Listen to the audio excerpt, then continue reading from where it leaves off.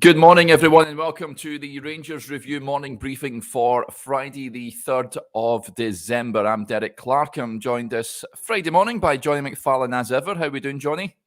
Yeah, good, Derek. Looking forward to another morning chat about Rangers. So let's get stuck in, as they say.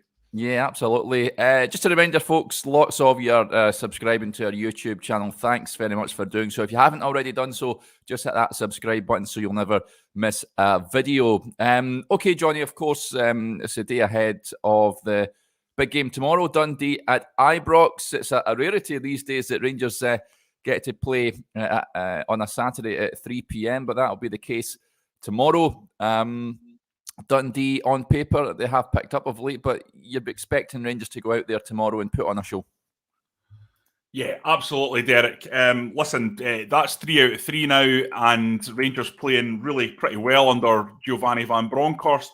Little signs all over the place that this is indeed going pretty well, the changes that he's made. And Dundee, look, yeah, they've improved a bit. They're sitting in 9th now after kind of propping up the table for quite a while.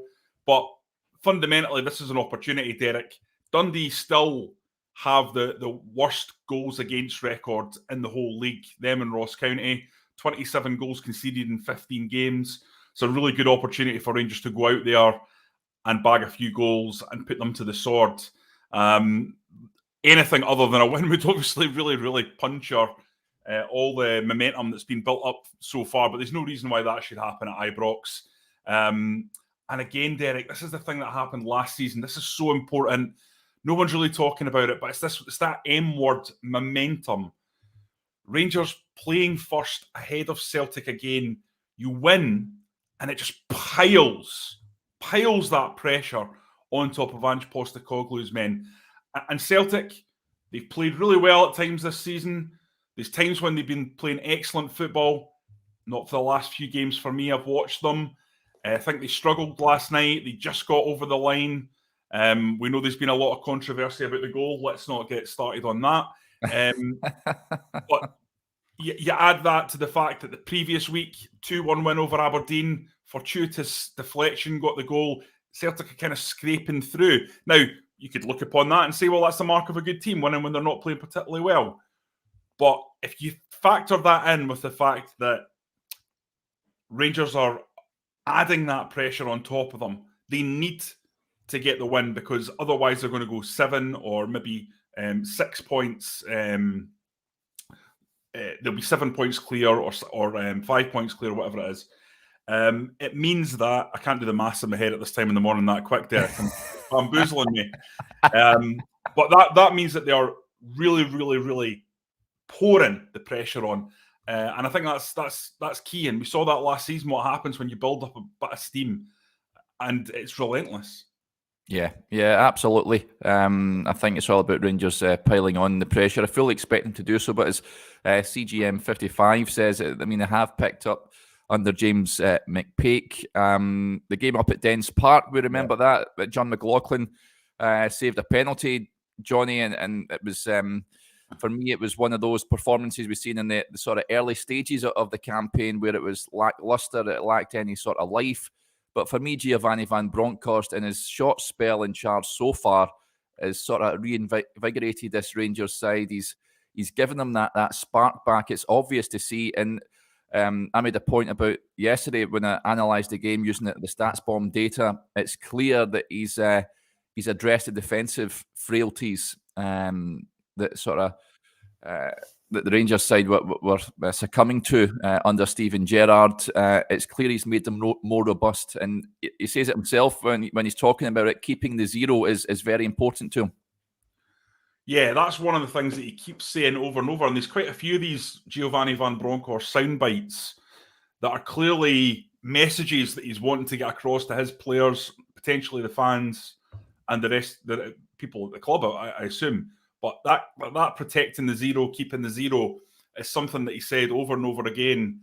And listen, that's correct. That's absolutely right to be his mantra, because if history's taught us anything, Derek, about Rangers, it's that you need to build from a defensive foundation. Stephen Clifford was saying this in his excellent column this morning on the website. All the great Rangers teams have built up from the back over the years. You think of Walter's 9-in-a-row team with Goff and Brown and Dave McPherson, players who would put their head in where it hurts and defend for their lives. Gerrard's team last season was very easy on the eye, and you wouldn't think of blood and guts defending as being key to what they did, but they only conceded 13 goals throughout the season. You don't do that unless you've got real defensive chops. But this season, we've seen over and over again a combination of mistakes, set-piece issues, a lack of pressing from the front causing goals, in my view. I'm a great believer, Derek, that if you get your central striker and your wide men to press and harry like they did last season, then Rangers won't concede as many goals. These balls on top are coming. Benders have the time to pitch an accurate ball. And I think, for me, if you've got Alfredo Morelos at his best, running about, getting stuck in, that should help the defence, believe it or not. Yeah. Let's talk about possible team selections. We'll put out on the website, folks, a little later on how we think Rangers will line up tomorrow. Just skimming over the team on Wednesday, though, Johnny, for me, the one change I would look at firstly is, and it's no slight on him, but Stephen Davis I would take out for Scott Arfield, just because Rangers, the onus is on them to attack Dundee. Rangers don't need two holding midfield players at Ibrox against Dundee. I'd be looking at a more attacking intent. Yeah, absolutely. No, I think that'll be the case. I think Giovanni Van Bronckhorst will go to a single pivot. So I think it'll be Kamara in there with two attacking players. I'd imagine Aribo and Arfield pushing forward. Derek, is my Wi-Fi okay? I'm noticing a little bit of you're just freezing a little bit, Johnny, but we can hear you loud and clear. Okay, so carry on. That's how I imagine the midfield will look. Listen, Derek, I think there's a piece coming on this website. I'm going to have to write it about the midfield. It's clear, as we discussed yesterday, there's going to be a total imbalance now in that midfield area. If Van Bronckhorst is going to play 1 and 2 or 2 and 1, there's far too many central midfielders at Rangers. So I think that's going to be something that Ross Wilson's going to have to look at quite clearly both in the summer, but primarily in the January transfer window, because the depth Rangers have in midfield is enormous and unnecessary at the moment. And if they can maybe do a little bit of a jiggery-pokery in there, you might be able to get another, for example, a right winger in to give the squad a bit more balance. Yeah, a good point by Stephen Quinn. He's going for Sakala up front for Morelos, and I think he means Arfield for Davis there. I would like to done it, mate. Don't worry, we've all done it, Stephen. Believe me, I've done it. I would like to see Sakala given an opportunity tomorrow. I must admit, I think he has more to give, and I wouldn't be opposed to pulling Morelos out the fire. I know you said that, Johnny, recently. For me, I know his goals against Sparta Prague were fantastic last week. And in the main, he has improved, I think. There's no doubt about it. But is he doing enough? That's a big question. Yeah, of course. I've been a big critic of Alfredo Morelos this season. I think many people have come round to my way of seeing this scenario. I wouldn't be unhappy if he retains his place, but at the same time, I think there's growing evidence that a change would perhaps be what the team needs.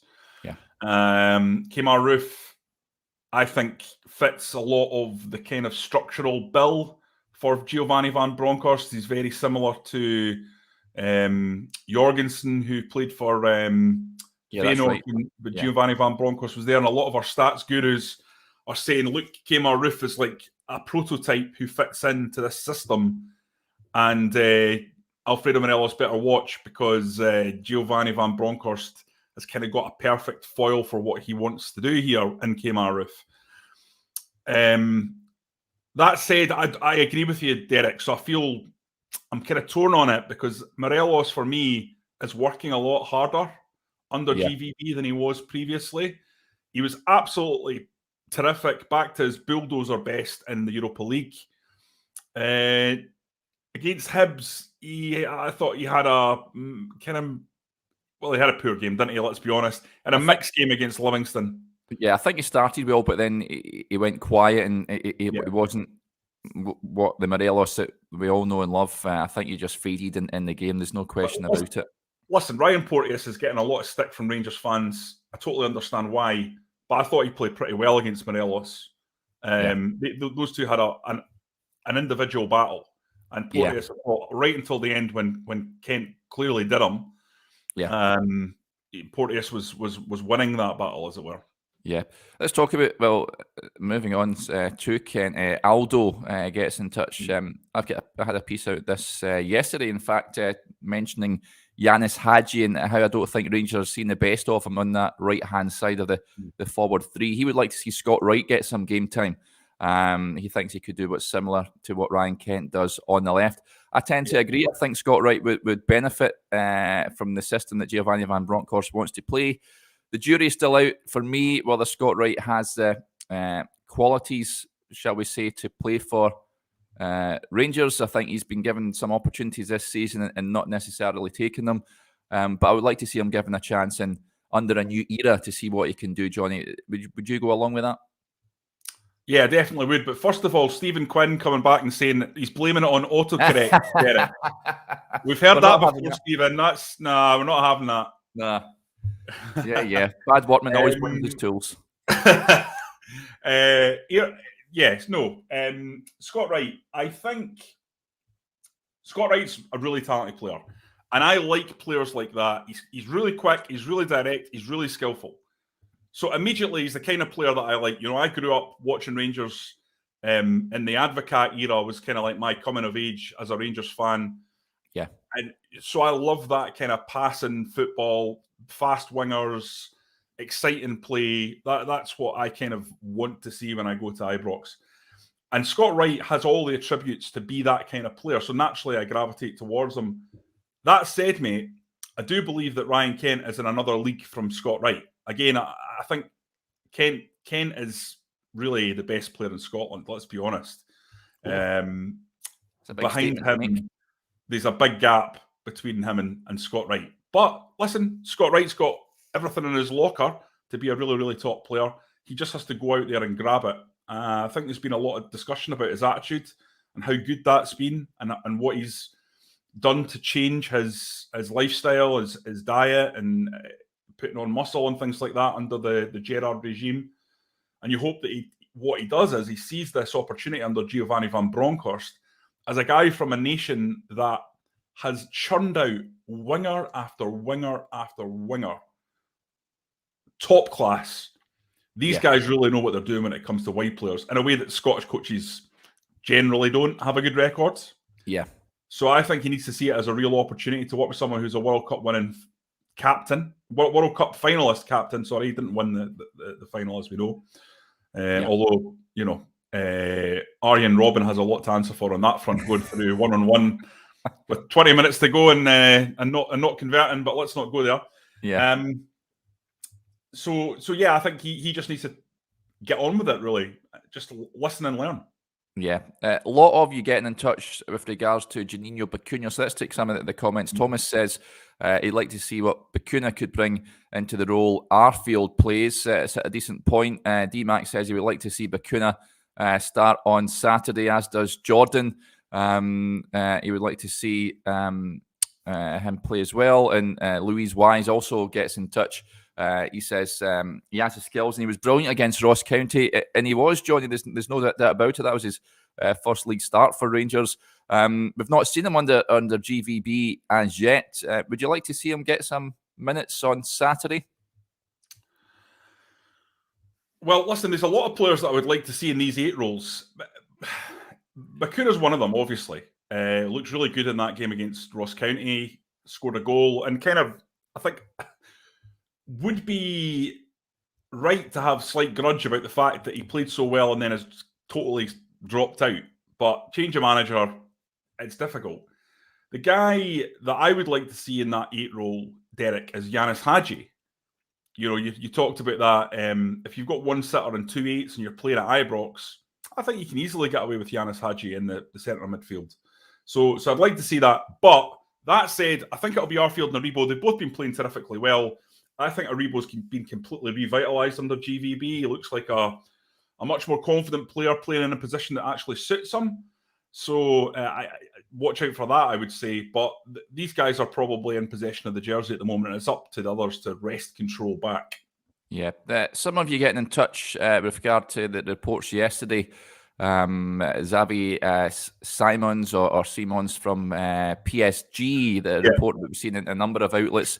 Apparently, Rangers had contacted Mino Raiola, his agent, the well-known football agent, with regards to him. Some reports saying a possible January move, Johnny. Some saying it's nothing more than agent talk. At the moment, I've tried to contact a few people that have got nothing concrete on it, but it's just one of those. I think there'll be a number of players linked with Rangers as we head towards the January transfer window. Listen, I would love, like nothing else, to see Xavi Simons arrive at Rangers. Really, really, really talented player. Very, very highly thought of. It would be a coup of enormous proportions if they were able to secure him. Even on loan, it would be a real coup. What I would say is, who's his agent? His agent is Mino, the pizza man, Raiola. Yeah. He is going to be wanting serious bucks. Xavi Simons is someone that I've been aware of for a couple of years. If you listen to other kind of some of the big transfer podcasts that exist, this is a guy who's been on the radar of major European clubs for quite some time. Been at Barcelona and out at PSG. His contract's up. So the pizza man is going to try and find him the best possible deal. And believe you me, we're not talking about chicken feed here. We're not talking about 20 grand a week. Yeah. We're talking big money. And okay, maybe, there's an opportunity. Maybe PSG would want to get him out on loan for 6 months, get him off the wage bill. He's leaving anyway. He's not going to play there, blah, blah, blah. Maybe that's an opportunity. But as for signing a permanent deal, I think that's... No, I don't think that would be mind-blowing, frankly. That's the first thing. And secondly, even on loan, I think it would be a real coup. A real coup. Listen, very much like Gerrard and attracting players to join Rangers, this would be very much a Van Bronckhorst attraction for the player, because he is a Dutch. I think he's played for the under-19s and what have you. So he very much fit that bill with regards to that. But watch this space. I think there's going to be a number of players linked to Rangers as we approach January. There's no doubt about it. Derek, that's one of the things that we've not really touched on, but I think we should be thinking about is one of the additional elements that Giovanni Van Bronckhorst brings is that access to the Dutch market. I think Holland's a league that Rangers under Gerrard have ignored a little bit. Now, I might be totally wrong. Ross Wilson might be watching this going, tearing his hair out, going, no, we've got that league covered. And don't get me wrong, I'm sure there'll be people in the Rangers scouting department who have a strong eye, and we know for a fact that Rangers were really keen on Joey Veerman. So, but what I suppose I'm trying to say is, over the years, in terms of the Dutch league, there's a very, very, very good record, and not just with Rangers and Celtic, by the way, but even further down the league, of players coming from Holland and doing particularly well in our league. Yeah. They adapt really well to the rough and tumble of Scottish football. I can't even think of a Dutch league player who's signed for Rangers who hasn't been pretty good. Celtic, Dirk Borictor turned up and was injured the whole time, didn't play. But apart from that, generally, Dutch league players come in and do pretty well. Somebody's going to throw something at me now in the comments. I'm going to go. Well, as much as I love him, I think a lot of fans would name Bert Konteman as one that struggled. But I thought he was a good player, Bert Konteman. I thought unfairly maligned. Derek. He was a good player, but I don't think Scottish football suited him. I think he was one of those ones. I thought Konteman. We're going way off piste here, but it doesn't matter, Derek. Let's go off piste. Konteman for me didn't suit being a central defender in Scottish football, but the minute he got moved into a central defensive midfield role under Alex McLeish, I thought he came alive as a Rangers player and looks completely different. I mean, and that goal. I mean, that's all anyone remembers, Derek. Exactly. See, at a certain point, people just remember the big moments, and that thunderbolt against Celtic, that's not going to be something people are going to forget. Yeah, but I know what you mean. And listen, I see somebody giving you a pelter saying Conterman was a legend, behave yourself. But listen, Bert Conterman, believe you me, because I was around and Compos Mentis at the time, he got a lot of stick. A lot of stick. Because he was coming in, you had Amoruso and Moore were the centre-back partnership prior to him arriving, and he was brought in to change that. And people weren't too happy because, he wasn't as good as Amoruso or Craig Moore. I mean, it's as simple as that. Or he didn't suit Scottish football as well as those two. But I really liked him at central defensive midfield. Yeah. But anyway, back to my point, miles away from it, I'll try and negotiate myself back. I think that having the manager in, I know, too much coffee. That's all right. Having the manager there who knows all these little clubs in the Eredivisie and who can go, at Venlo VV or whatever they're called, or there's this guy or there's this guy at one of the other sides. You saw Celtic went in and picked up Virgil van Dijk for £2 million. There are really, really good bargains to be had there if you know those players. And I think the big factor is everyone in Holland speaks great English, and they always seem to adapt well to Scottish football 9 times out of 10. So to me, that's going to be a big thing. There's no getting away from it. I'm sure Rangers are going to take a much bigger interest in the Dutch market than they have previously. Yeah. I think it's some exciting times ahead, that's for sure.